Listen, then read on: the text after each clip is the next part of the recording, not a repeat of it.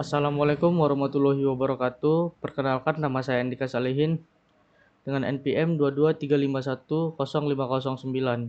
Baiklah, di sini saya akan menjelaskan hasil diskusi kami dari kelompok 4, yaitu aplikasi manajemen asuransi bencana alam.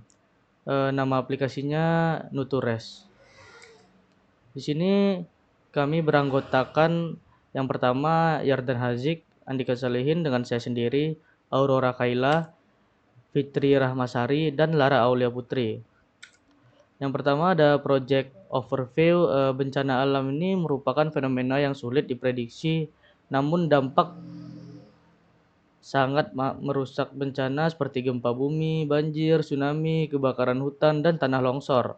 Seringkali menimbulkan kerugian yang sangat besar bagi masyarakat, baik dari sisi sosial, ekonomi, dan infrastruktur. Asuransi bencana alam menjadi salah satu solusi untuk mengurangi beban ekonomi yang ditanggung oleh masyarakat yang terkena dampak bencana.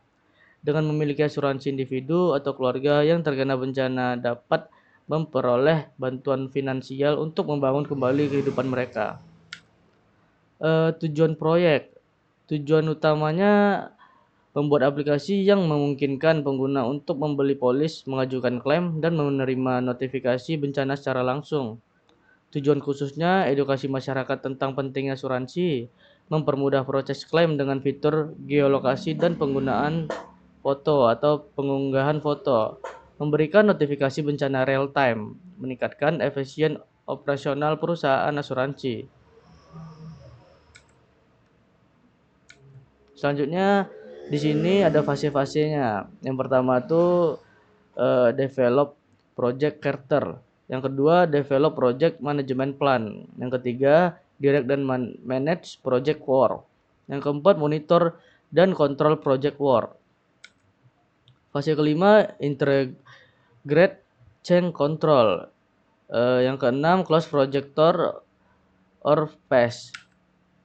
Yang pertama, developer project charter. Ini adalah langkah awal manajemen proyek untuk membuat project charter, dokumen resmi yang mengesahkan proyek. Proses ini menggunakan masukan seperti project statement of work, business case, perjanjian, faktor lingkungan, dan aset organisasi. Pendapatan ahli dan teknik fasilitasi. Hasil akhir adalah project charter yang merinci tujuan, lingkup, dan kewenangan proyek. Selanjutnya, lingkup proyek, pengembangan aplikasi, platform Android dan iOS dengan fitur seperti login, klaim pembayaran, dan peta interaktif. Backend dan infrastruktur, server berbasis cloud dengan enkripsi data, pengujian dan peluncuran, QA untuk stabilitas aplikasi sebelum rilis, pemeliharaan pembaruan fitur berdasarkan umpan balik pengguna. Selanjutnya, stakeholders, pengguna akhir atau end user, pengguna aplikasi yang akan mendaftar, membeli polis, mengajukan klaim, menerima peringatan, dan membayar premi. Tim pengembang aplikasi bertanggung jawab untuk merancang dan mengembangkan aplikasi. Tim desain merancang antarmuka, penggunaan UI, dan pengamanan penggunaan UX. Manajer proyek mengelola proyek dan memastikan penyelesaian sesuai jadwal. Tim pemasaran dan promosi bertanggung jawab untuk memasarkan aplikasi. Penyedia asuransi dan mitra menyediakan produk asuransi dan mendukung fitur tambahan. Tim keamanan dan TI menjamin keamanan data dan aplikasi. Regulator asuransi dan pemerintah menyusun dan menegakkan regulasi yang mengatur industri asuransi. Tim dukungan pelanggan memberikan bantuan kepada penggunaan aplikasi. Tim QA dan penguji memastikan kualitas aplikasi dengan pengujian. Buat anggaran proyek total 500 juta. Yang pertama, desain dan riset UX atau UI, bulan 1 30 juta. Desain, riset, dan pengujian jadwal. Yang kedua, pengembangan aplikasi, bulan 2 sampai 6 270 juta. Android, iOS, backend, dan infrastruktur cloud. Yang ketiga, integrasi fitur utama, bulan 3 sampai bulan 6 100 juta. Login, pembayaran, peta, dan notifikasi. Yang keempat, ada testing, dari bulan 4 sampai 6 yaitu 50 juta, pengujian manual dan otomatis. Yang kelima, pemeliharaan dan pembaruan, yaitu 50 juta perbaikan dan pembaruan berkala. Di sini juga ada jadwal bulan pertama desain dan riset UX atau UI 4 minggu. Minggu 1 sampai 2 analisis kebutuhan, wireframe mockup, minggu 3 sampai 4 pengujian prototipe dan penyempurnaan desain. Yang kedua, bulan 2 dan sampai 4 pengembangan aplikasi ada 12 minggu. Minggu 5 sampai 8 mengembangkan Android atau iOS dan backend. Minggu 9 sampai 12 fitur utama, login, pembayaran, uji coba internal. Lanjutnya yang ketiga, bulan 3 sampai 6 integrasi dan QA 12 minggu. Minggu 13 sampai 16 integrasi fitur. Minggu 17 sampai 18 finalisasi aplikasi dan persiapan peluncuran. Yang keempat, bulan 6 peluncuran dan pemeliharaan awal ada 4 minggu. Minggu 19 sampai 20 peluncuran aplikasi.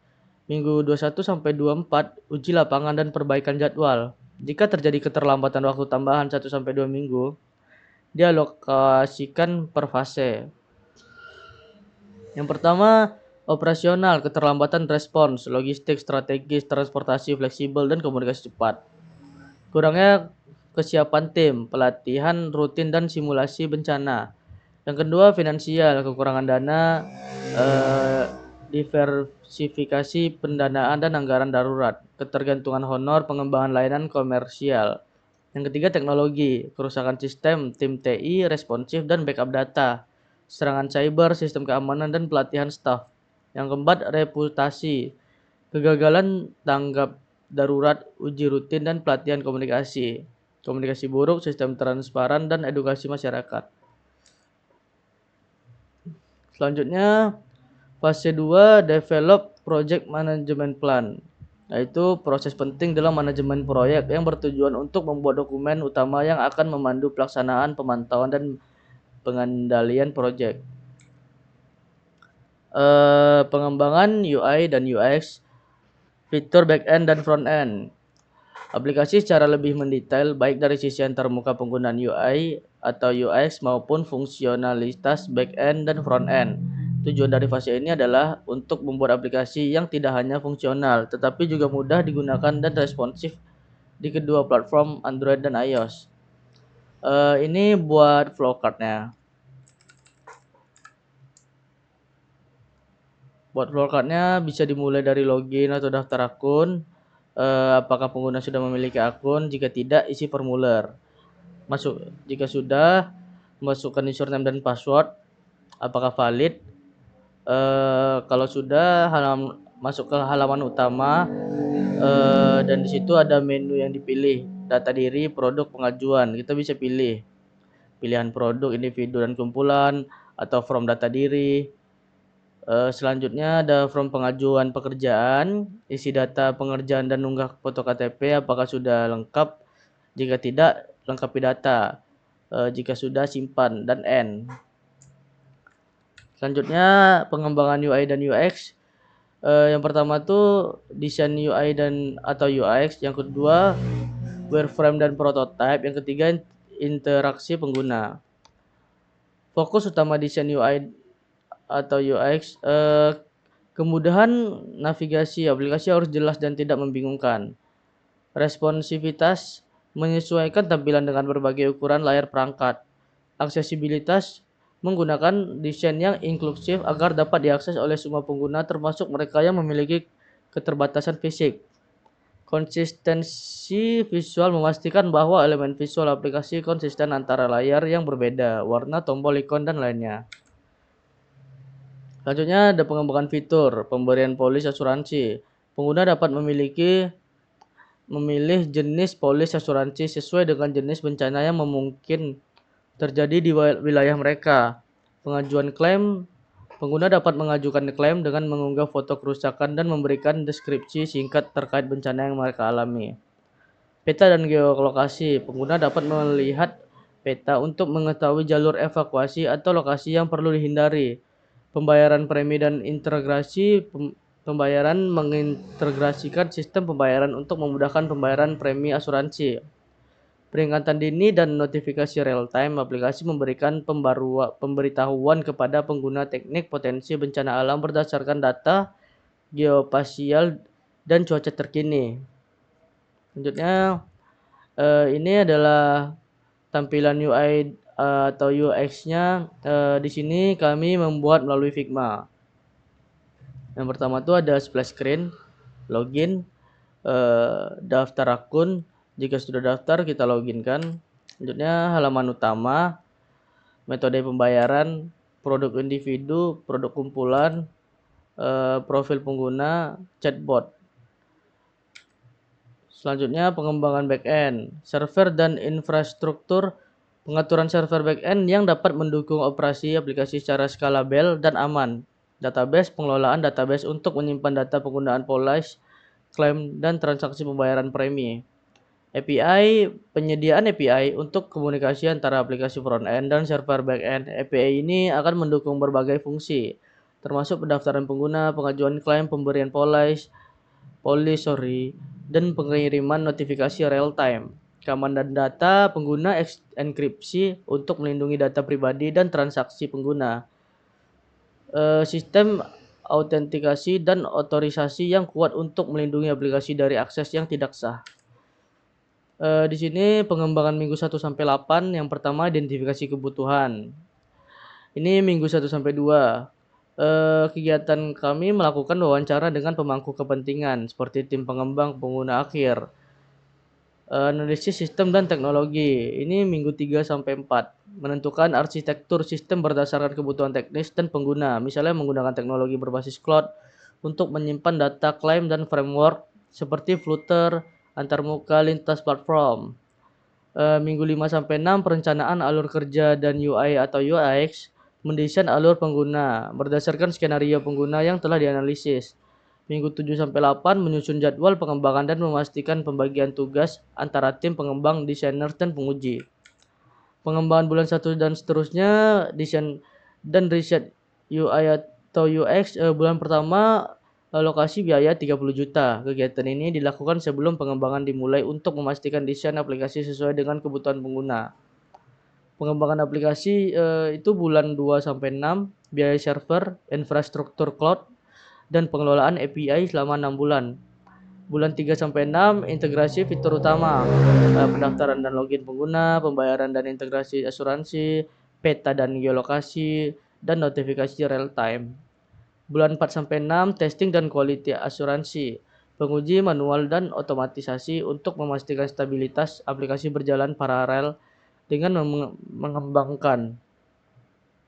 Bulan 6 dan seterusnya, memelihara dan pembaruan berkala, pengelolaan, pembaruan, dan dukungan. Cadangan pemelihara 20 juta untuk revisi fitur atau bug setelah peluncuran.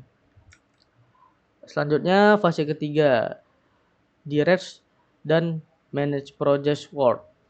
Aplikasi ini dirancang untuk mendapatkan klaim asuransi bencana, memprediksi risiko berbasis data, dan mengelola keuangan asuransi secara efisien. Dikembangkan dengan kerangka kerja Agile. Direct and Manage Project Work adalah proses dalam manajemen proyek untuk bertujuan memastikan bahwa pekerjaan proyek dilakukan sesuai dengan rencana dan menghasilkan deliverable yang diharapkan.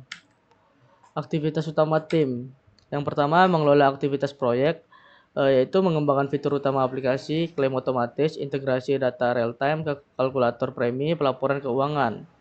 Desain antarmuka penggunaan UI atau UX, tampilan sederhana, modul 2 pengguna, modul klien, dan modul admin. Yang kedua, pengelolaan sumber daya internal, tim teknologi informasi, back-end dan front-end, tim keuangan, algoritma premi, simulasi kerugian, tim resiko asuransi, analisis resiko geografis, input jenis bencana. Yang ketiga, pemanfaatan sumber eksternal. Konsultan hukum memastikan aplikasi mematuhi reguler perlindungan data dan hukum asuransi setempat. Penyedia teknologi cloud menyediakan server untuk menyimpan data secara aman dan dapat diakses secara global. Yang keempat, metode dan standar pengembangan. Metode Agile mengembangkan dilakukan dalam siklus sprint 2 minggu dengan pengujian dan evaluasi berkelanjutan. Standar keamanan informasi, enkripsi SSL, ISO, penetration testing rutin. Yang kelima, pengelolaan perubahan. Feedback real time. Setiap perubahan atau masukan dari perusahaan asuransi maupun korban bencana dicatat dalam sistem change request. Penyesuaian modul jika diperlukan fitur baru, misalnya pelaporan berbasis grafik. Prosesnya mengikuti siklus pengembangan yang telah ditentukan. Direct and manage project for activity. Yang pertama, input. Rencana manajemen project. Permintaan perubahan yang disetujui. Faktor lingkungan perusahaan, aset proses organisasi. Yang kedua, tools dan tech request. Yang pertama, penilaian ahli. Yang kedua, sistem informasi manajemen proyek. Yang ketiga, pertemuan sprint review setiap 2 minggu. Yang ketiga, output, hasil akhir, aplikasi mobile dan dokumentasi teknis. Data kinerja kerja, permintaan perubahan laporan keuangan. Selanjutnya fase 4, monitor and control project work, yaitu sekumpulan prosedur dan praktik manajemen yang digunakan untuk mengumpulkan informasi mengenai kinerja yang dicapai oleh proyek berdasarkan ukuran kinerjanya. Controlling merupakan pengaturan sistem untuk mengukur laporan serta memperkirakan penyimpangan terhadap tujuan, anggaran, dan jadwal proyek. Monitoring dan controlling adalah tindakan yang saling berkaitan saat kita melakukan tugas monitoring pada suatu proyek. Kita juga secara otomatis melakukan controlling terhadap proyek yang sedang dijalankan. Tahap 1, input atau masukan. Project Management Plan. Yang pertama, lingkup aplikasi asuransi. Target pemasaran 10.000, pengguna per 6 bulan. Yang kedua, ada jadwal. Minggu 1 sampai 4 desain arsitektur, minggu 5 sampai 7 coding dan integrasi, minggu 11 sampai 12 penguji dan beta. Selanjutnya anggaran, 40% pengembangan, 30% pemasaran. Yang keempat, komunikasi, tools, Slack, Trello, laporan mingguan. Yang kelima, ada risiko, teknis, backup data, pemasaran, promo jika respon rendah. Selanjutnya, cost forecast, teknologi 25 juta per minggu, 8 minggu untuk pengembangan dan server. Pemasaran 15 juta per minggu mulai bulan keempat. Cadangan resiko 50 juta untuk biaya dan biaya tak terduga. Schedule forecast-nya rincian jadwal proyek bulan 1 sampai 2, rekrutmen staff, dokumen, legalitas, prototype. Bulan 3 sampai 4, pengembangan fitur utama. Bulan 5, rilis beta untuk 100 pengguna, revisi berdasarkan feedback.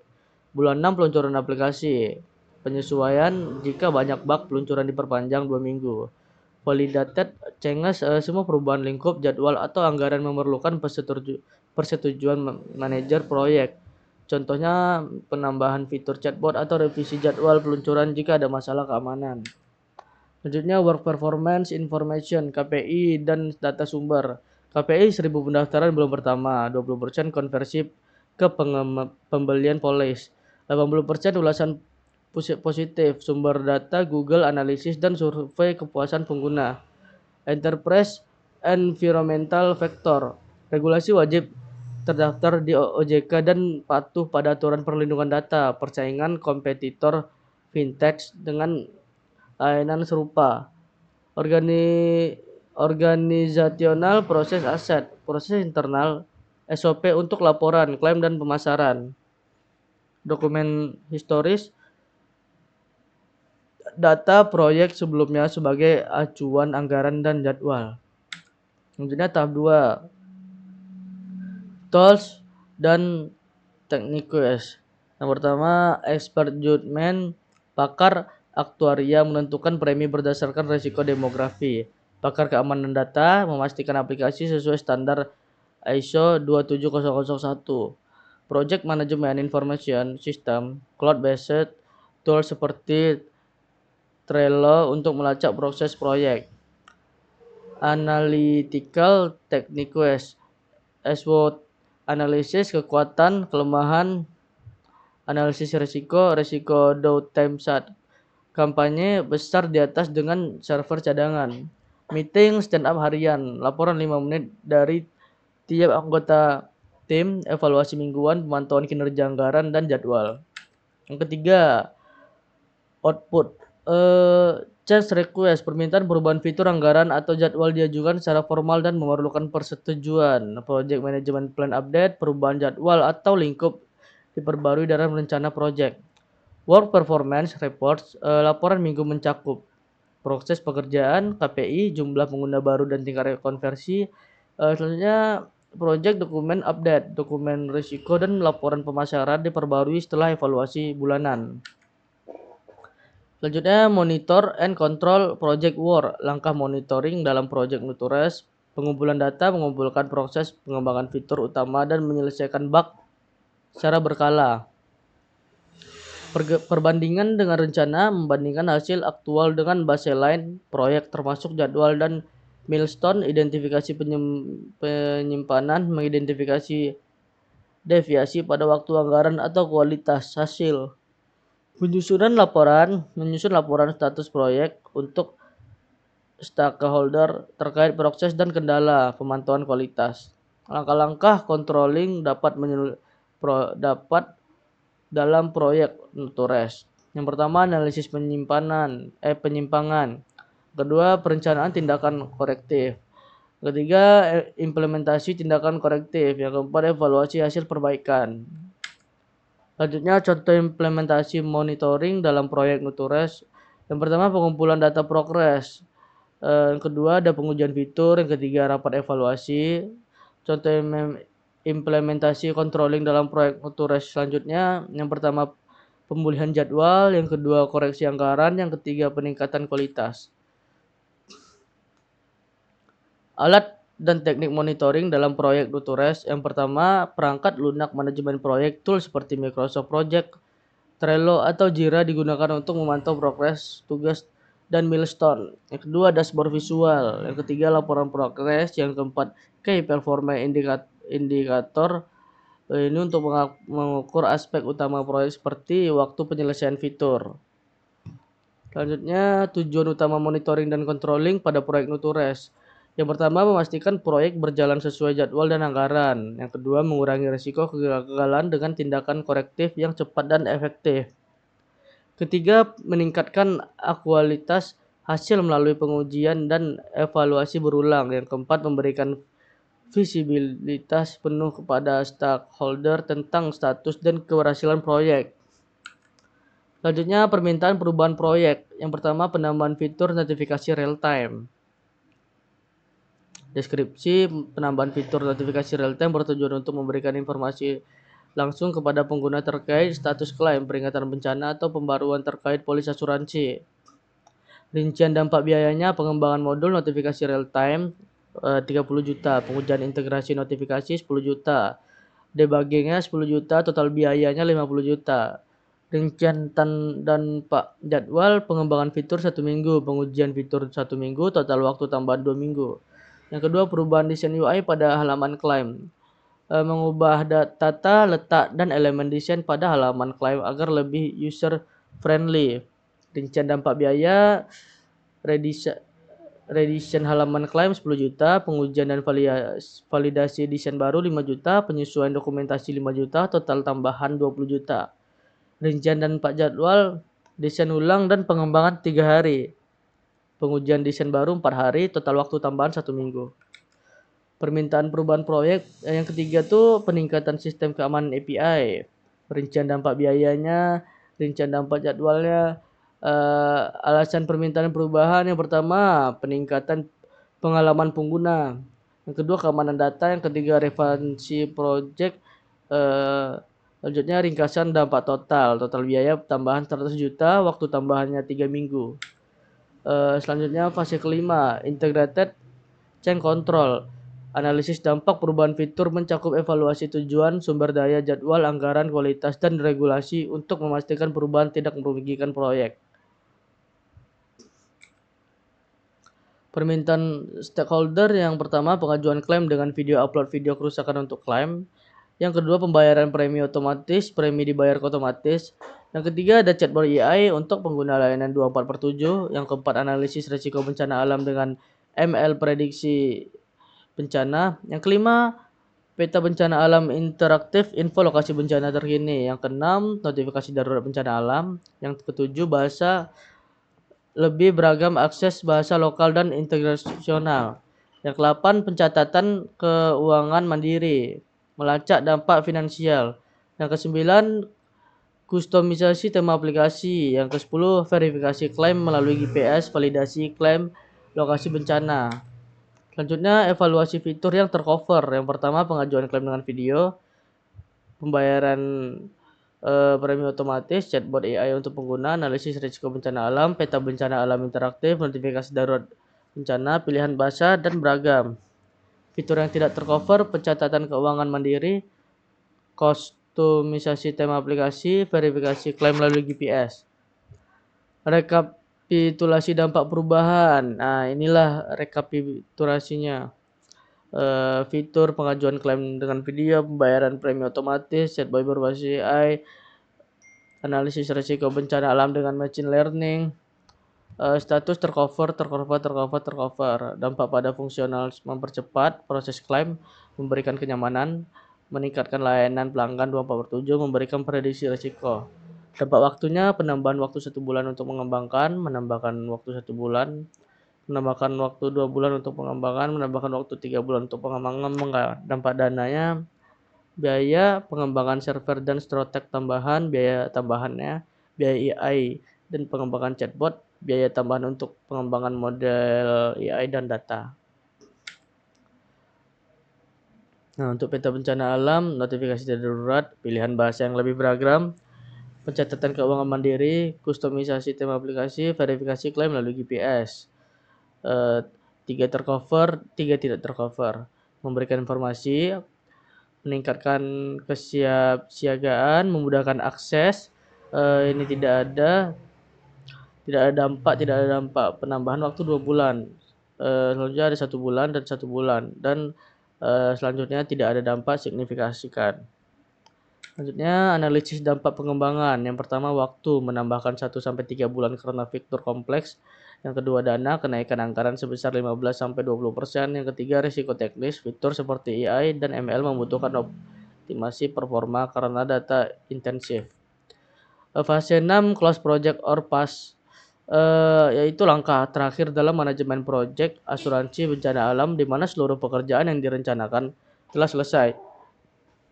Hasil proyek telah diserahkan dan proyek atau fase tersebut ditutup secara resmi. Tujuan dan target pengguna, proses klaim otomatis melalui unggahan bukti foto atau video, prediksi risiko, analisis risiko bencana berbasis data real time. Pengalaman pengguna termuka sederhana untuk klaim, laporan, dan pembayaran premi. Target penggunanya pemegang polis asuransi, perusahaan asuransi. Selanjutnya ada front end, teknologi. React Native untuk aplikasi mobile, iOS dan Android, dan Redux.js untuk antarmuka web. Desain UI atau UX fokus pada kemudahan akses dengan tombol besar dan navigasi yang intuitif. Buat backend, teknologi Node.js untuk server backend dengan Express.js sebagai framework utama. Database MongoDB digunakan untuk menyimpan data klaim pengguna dan informasi resiko. API integrasi menggunakan API dan BMKG untuk mendapatkan data real time mengenai bencana alam. Keamanan SS encryption, semua komunikasi antara aplikasi dan server dikripsi menggunakan SSL. Authentication, sistem autentikasi menggunakan OAuth 2.0 untuk keamanan yang lebih baik. Penetration testing rutin dilakukan untuk mengidentifikasi potensi kerentanannya. Fitur utamanya pengajuan klaim dengan video, sistem menerima file dan gambar untuk verifikasi klaim, pembayaran premi otomatis, pembayaran dilakukan melalui integrasi dengan gateway pembayaran seperti Stripe. Selanjutnya ada Chatbot AI, menggunakan teknologi Chatbot AI berbasis AI untuk memberikan layanan pelanggan 24/7. Analisis risiko menggunakan machine learning untuk memprediksi potensi bencana berdasarkan data historis dan real time. Notifikasi darurat, sistem memberikan pembaruan real time kepada pengguna melalui push notification. Selanjutnya, laporan kinerja aplikasi. Laporan kinerja aplikasi bertujuan untuk memberikan gambaran tentang bagaimana aplikasi beroperasi dalam lingkungan pengguna nyata, dengan fokus pada waktu respon, tingkat kesalahan, dan penggunaan sistem secara keseluruhan. Metode pengukuran kinerja waktu respon, sistem eh, yang kedua ketersediaan sistem, yang ketiga efisiensi penggunaan sumber daya, yang keempat kepuasan pengguna. Hasil kinerja aplikasinya kecepatan proses klaim, tingkat kesalahan, penggunaan fitur utama, peningkatan prediksi resiko. Selanjutnya ada penggunaan proyek. Yang pertama, penggunaan oleh pemegang polis. Langkah-langkahnya yang pertama, registrasi dan login. Yang kedua, pengajuan klaim. Yang ketiga, pembayaran premi otomatis. Yang keempat, notifikasi darurat bencana. Yang kelima, peta interaktif. Yang keenam, laporan keuangan. Selanjutnya yang kedua, penggunaan oleh perusahaan asuransi atau admin. Langkah-langkah yang manajemen klaim, analisis risiko, pelaporan keuangan, dan manajemen pengguna. Selanjutnya ada keamanan dan integrasi. Keamanan pengguna, integrasi sistem. Selanjutnya manfaat penggunaan proyek, yaitu bagi pengguna meningkatkan kenyamanan dan pengelolaan klaim dan premi, serta memberikan kemudahan dalam memantau risiko bencana alam secara real time. Bagi perusahaan asuransi, mempermudah pengelolaan klaim secara otomatis dan efisien, memberikan analisis risiko berbasis data, serta mengoptimalkan proses pembayaran dan manajemen keuangan. Evaluasi proyek umpan balik penggunaan dan kepuasan pengguna, metode pengumpulan umpan balik, survei kepuasan, rating fitur, wawancara dan diskusi. Metrik kepuasan pengguna, kemudahan pengguna, kecepatan klaim, akurasi prediksi bencana, layanan pelanggan, keamanan data. Grafik skor pengguna 1 sampai 5 skala. X-axis mencakup fitur seperti pengajuan klaim, pembayaran premi otomatis, chatbot AI, notifikasi darurat, peta interaktif, dan lainnya. Distrib axis rentang 1 sampai 5, dengan 5 adalah skor tertinggi dan 1 adalah skor terendah. Penjelasan hasil grafik kepuasan pengguna, pengajuan klaim dengan video skor 4:5. Fitur ini sangat dihargai karena mempermudah klaim dengan bukti otomatis diverifikasi, mempercepat proses, dan mengurangi kesalahan.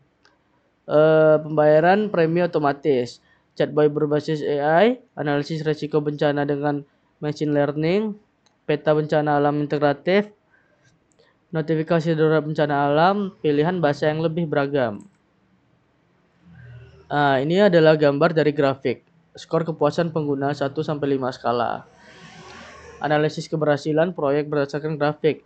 90% perencanaan, 85% desain, 70% pengembangan, 95% pengujian, 100% penyerahan.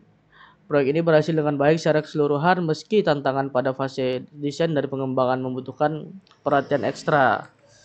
Pembelajaran dari proyek aplikasi manajemen keuangan asuransi bencana alam. Pembelajaran positif meningkatkan kolaborasi tim yang solid antara pengembang, analisis, dan tim asuransi sangat membantu dalam merancang fitur yang tepat. Metode Agile memungkinkan iterasi cepat dan feedback berkelanjutan. Penerapan teknologi canggih, integrasi machine learning untuk analisis risiko dan chatbot AI. Pemanfaatan API real time untuk data bencana, memperkuat fitur aplikasi dan relevansi terhadap kebutuhan pengguna. Manajemen waktu dan sumber daya yang efektif, fokus pada pengembangan pengguna UX dan UI atau UI. Pembelajaran negatif, penunda pada pengembangan fitur kompleks, kompleksitas dalam integrasi sistem, anggaran yang membengkak, resistensi terhadap perubahan dalam tim. Selanjutnya edukasi untuk pengguna. Yang pertama, peningkatan kesadaran dan edukasi tentang bencana alam. Aplikasi ini dirancang sebagai pusat informasi komprehensif untuk memberikan edukasi kepada masyarakat mengenai berbasis jenis bencana alam seperti gempa bumi, banjir, tanah longsor, tsunami, dan kebakaran hutan. Fitur ini mencakup jenis-jenis bencana, dampak bencana, langkah mitigasi, model pembelajaran. Yang kedua, notifikasi dan peringatan dini. Memberitahukan real time memprediksi bencana, personalized alert, simulasi situasi darurat. Selanjutnya edukasi pengguna yang ketiga, panduan proses asuransi.